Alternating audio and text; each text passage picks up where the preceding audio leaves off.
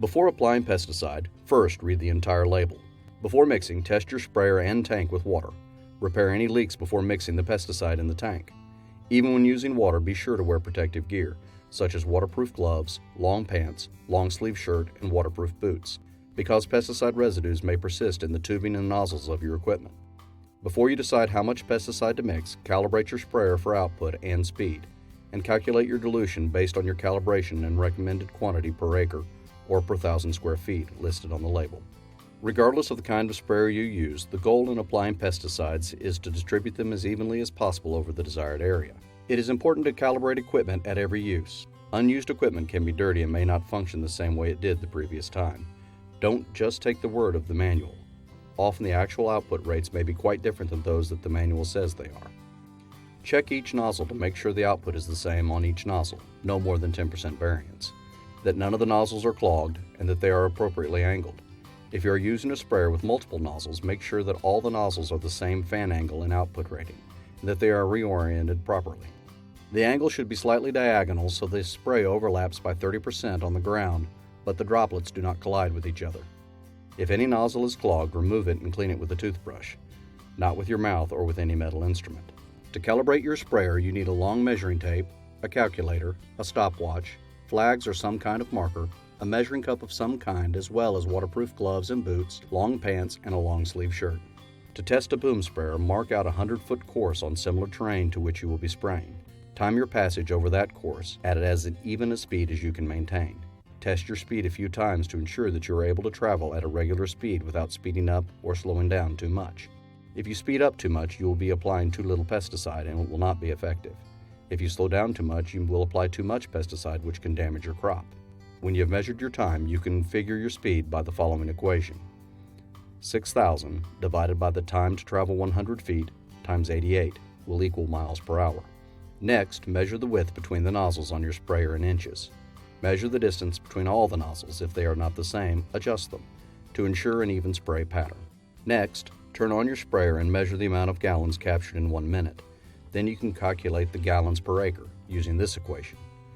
5,940 times the gallons per minute divided by the miles per hour times the width between the nozzles in inches will equal gallons per acre.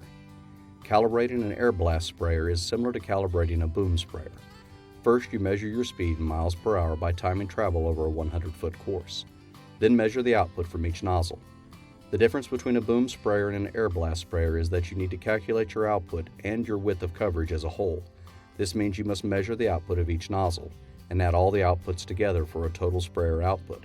Because an air blast sprayer broadcasts the material over a large area, but each row is a target. Row width in feet is considered to be the width of the coverage. Once you know your row width, you are ready to calculate your output.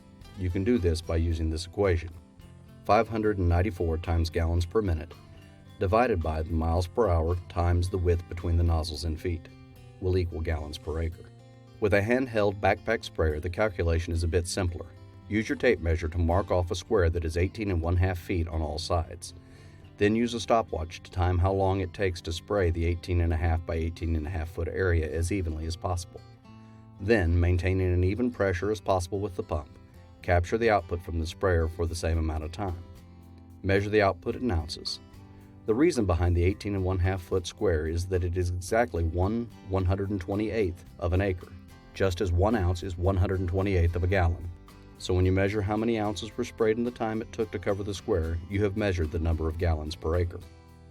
Do all calibration with water before mixing any pesticides.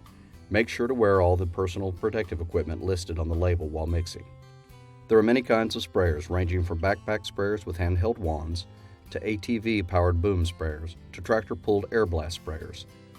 Which one you need depends very much on the crop and the amount of land to which you will apply the pesticide.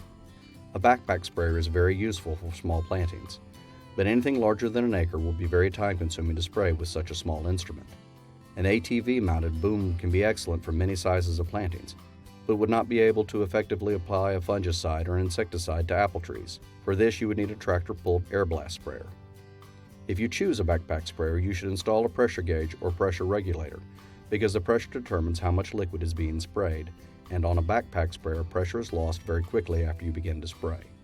A pressure gauge or regulator on the output line is easy to install and can help you maintain a more regular application. Many chemicals require constant agitation to stay in water.